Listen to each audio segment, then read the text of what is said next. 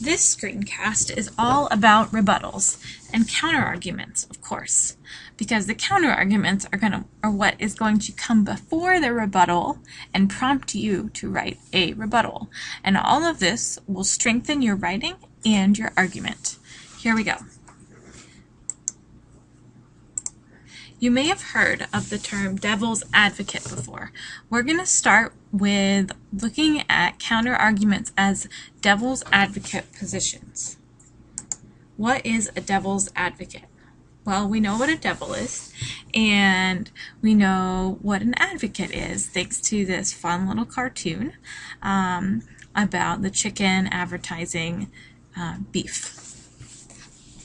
So obviously an advocate is someone who argues or supports one viewpoint. So a devil's advocate is going to be the person who supports the opposite viewpoint as you do.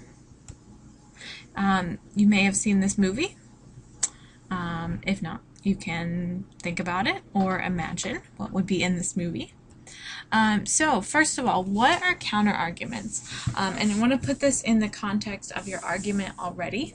So once you're already writing, you have your argument. That's your thesis.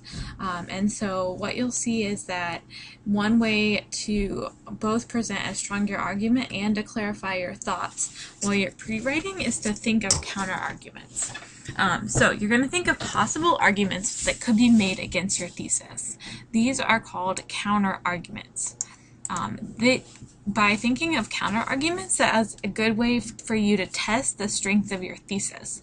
So if you end up coming up with a lot of counterarguments or many counterarguments, or if the counterarguments that you come up with are very strong, then it might make you reconsider your thesis.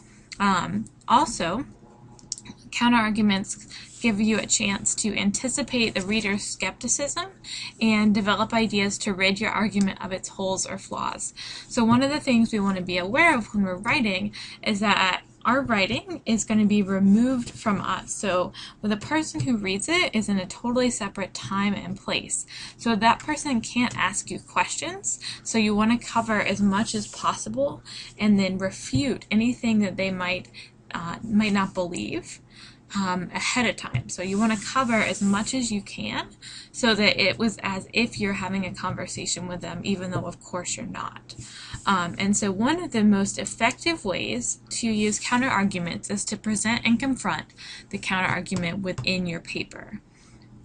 And this is a tactic that will make the reader more willing to accept that your argument is not one-sided or slanted, but that it's well thought out. And it also shows that you are concerned with presenting a clear argument, a truthful argument, rather than just trying to persuade someone and win a debate. So it shows that you have really thought through the issues and thought through anything that might get in the way of your argument.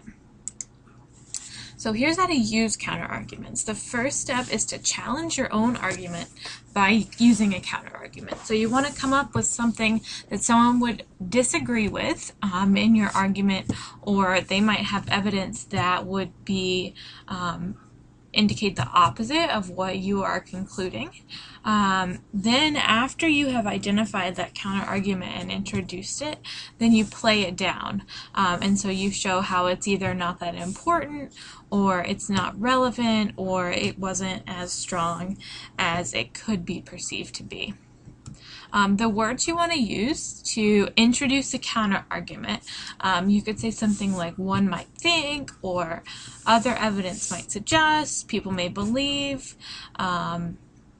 Phrases like that will introduce the counter-argument, and that's a signal to the reader that you're going to suggest an idea that doesn't necessarily agree with your thesis. So once you have included that counter-argument, you're then going to refute it or rebut it. And you can use words like however, instead, nonetheless, or but. Words like these to show the contrast between the counter-argument and your own argument. And then the rebuttal. A rebuttal is a denial, a contradiction, or a refutation. And how you're going to do that is first you're going to show why the counter-argument is mistaken. You can say that it seems real, but it's actually not a real problem. You could acknowledge that it's valid or plausible, but then suggest that it's probably less important than what you have proposed, and therefore it doesn't upset your argument. Or you could, 3, concede its force and complicate your idea accordingly. So you could end up taking into account some of the points presented in the counter argument and then have a more exact, qualified, or nuanced thesis that takes account of this objection. This could be a place where you could start a new section in your essay in which you reconsider this topic. Again, if the counter argument undermines your thesis as a whole, then your thesis is not that strong and you should go with that counter argument instead. So this is one way, again, of sort of preempting the reader from not agreeing with you, and so it makes your argument stronger as a whole. So this is counter arguments and rebuttals are a very effective rhetorical strategy in any kind of analytical essay.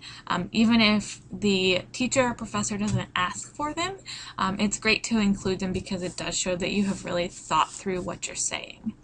And that concludes counter arguments and rebuttals.